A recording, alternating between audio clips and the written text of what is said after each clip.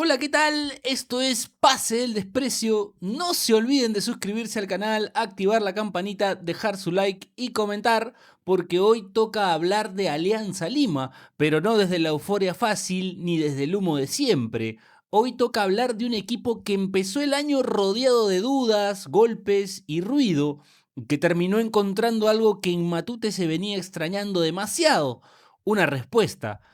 El Apertura 2026 no fue solo una campaña, fue una reconstrucción en público con críticas, con fantasma, con presión y con una hinchada que ya no quería explicaciones, quería una copa. Y esa copa llegó. Ahora sí vamos con la historia. Hay títulos que se celebran y hay títulos que se necesitan.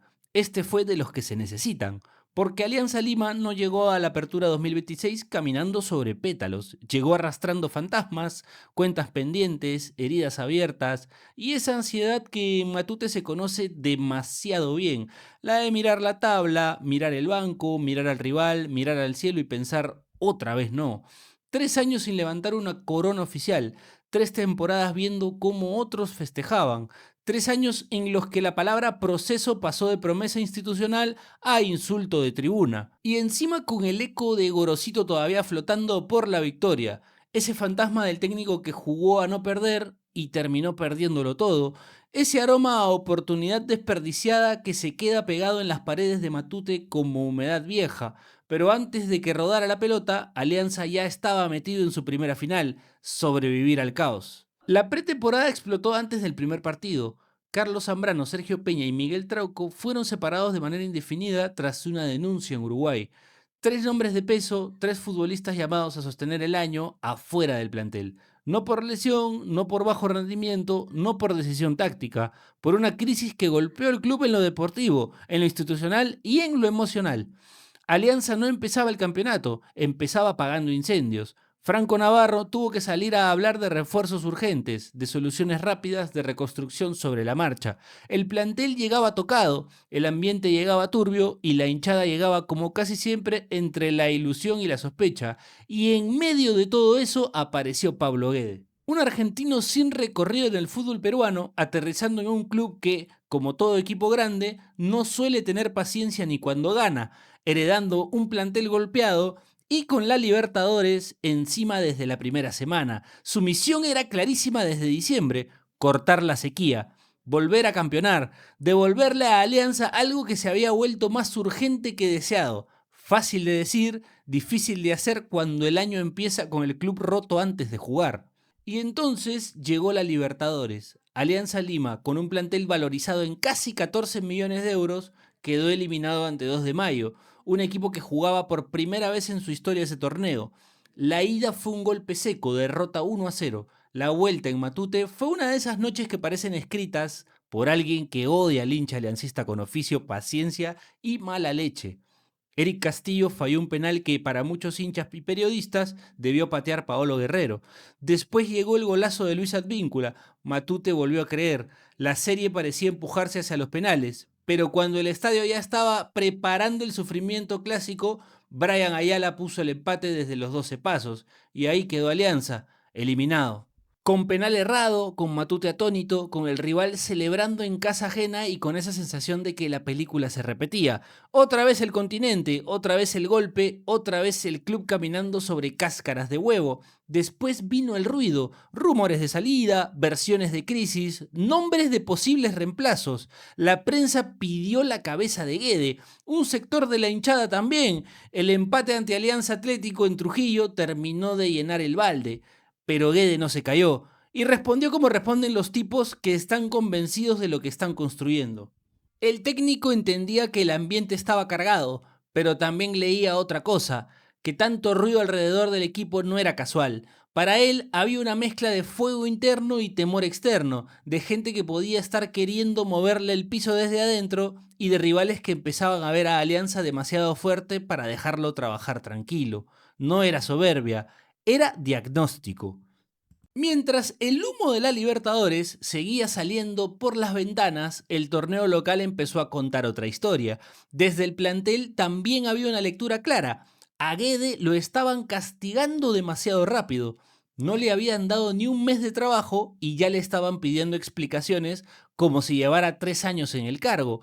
Dentro del grupo, en cambio, se valoraba otra cosa: su obsesión por el orden, la táctica, la disciplina y el trabajo diario. Y ahí empezó a verse el verdadero Alianza de Guede. No era todavía un equipo de museo, no era una pintura renacentista, no era el Brasil del 70 bajando por Isabel la Católica, pero era un equipo incómodo, intenso, físico, pesado, de esos que no te dejan respirar, que chocan, que muerden, que juegan con el cuchillo entre los dientes y el Excel táctico en la cabeza. Presión alta, piernas, orden, músculo, un plan.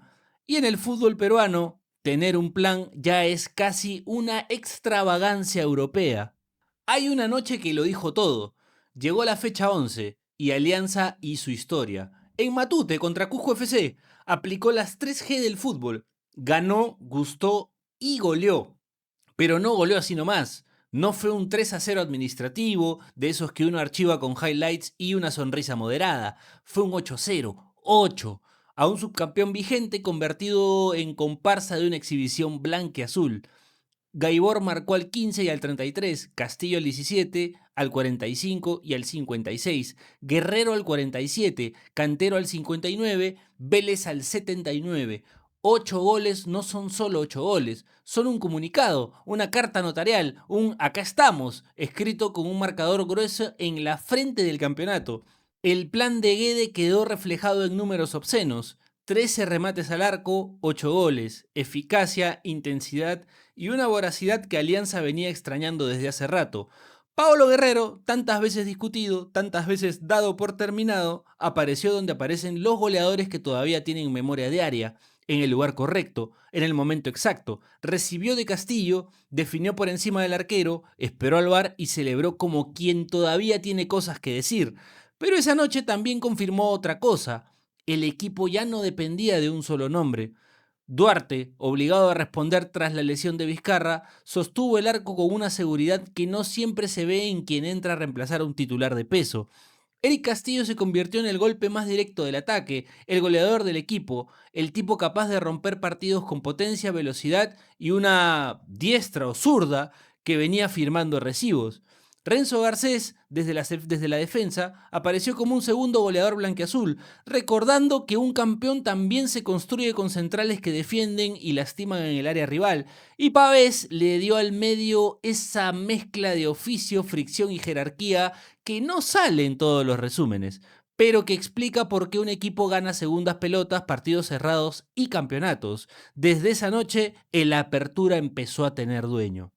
14 fechas disputadas, Alianza acumulaba 10 victorias, 3 empates y una sola derrota, 25 goles a favor, apenas 7 en contra, la mejor diferencia de goles del torneo, más 18.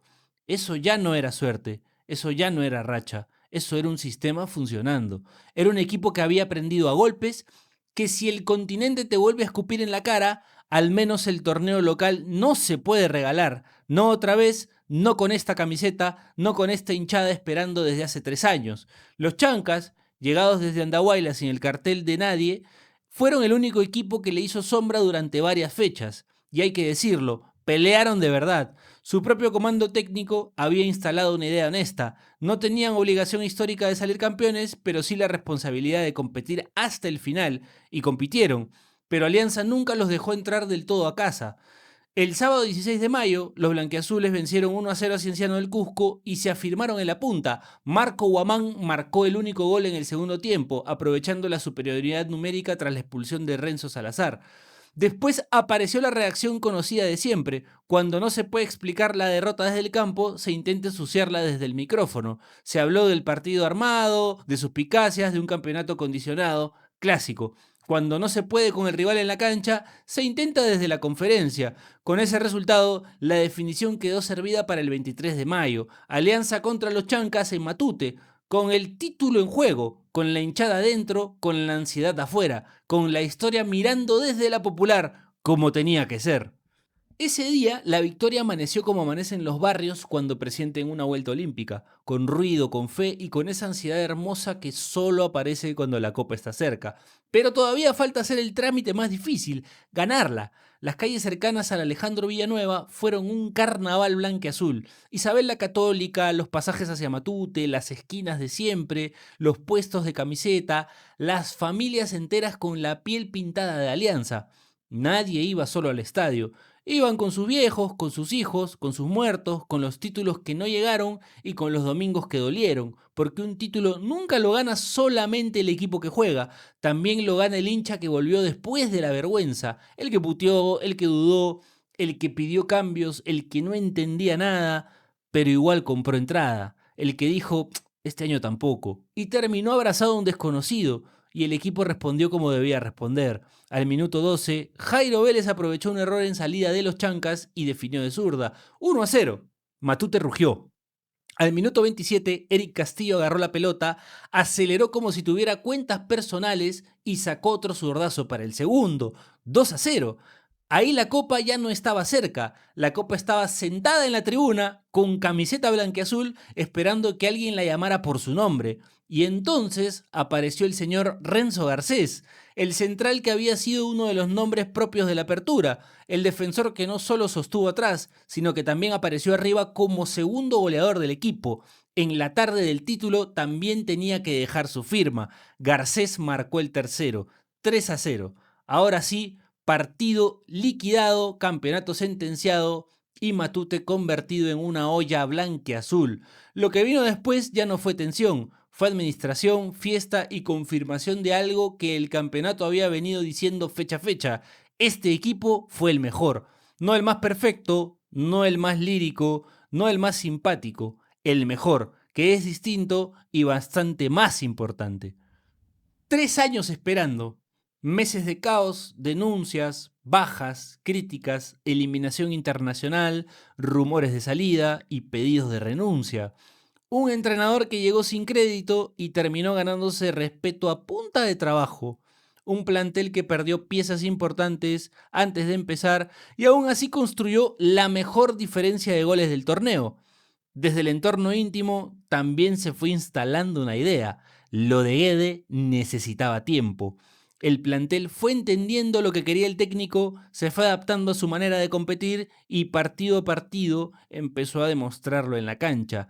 Las críticas del inicio no desaparecieron por arte de magia, las fue tapando el equipo con resultados, orden y una identidad reconocible. Eso fue Alianza en esta apertura, un equipo que no pidió condiciones perfectas, las fabricó. Con lo que tenía, con lo que quedaba, con los que aguantaron, con los que aparecieron, con los que fueron discutidos y terminaron siendo importantes, con Duarte respondiendo cuando le tocó, con Castillo haciendo goles de campeón, con Garcés empujando desde atrás y también firmando el tercero en el día de la vuelta, con Pavés ordenando el barro, con Guerrero todavía oliendo sangre en el área, con Guede bancándose el incendio sin soltar el pizarrón. El Apertura 2026 fue de Alianza Lima, de principio a fin, desde la crisis hasta la Copa, desde el escándalo en Uruguay hasta la vuelta olímpica en Matute, desde el que se vaya Guede hasta el dale campeón, porque a veces un título no limpia todo, pero ordena la memoria, y esta apertura para Alianza no fue solo un campeonato, fue volver a respirar. Bienvenidos de vuelta.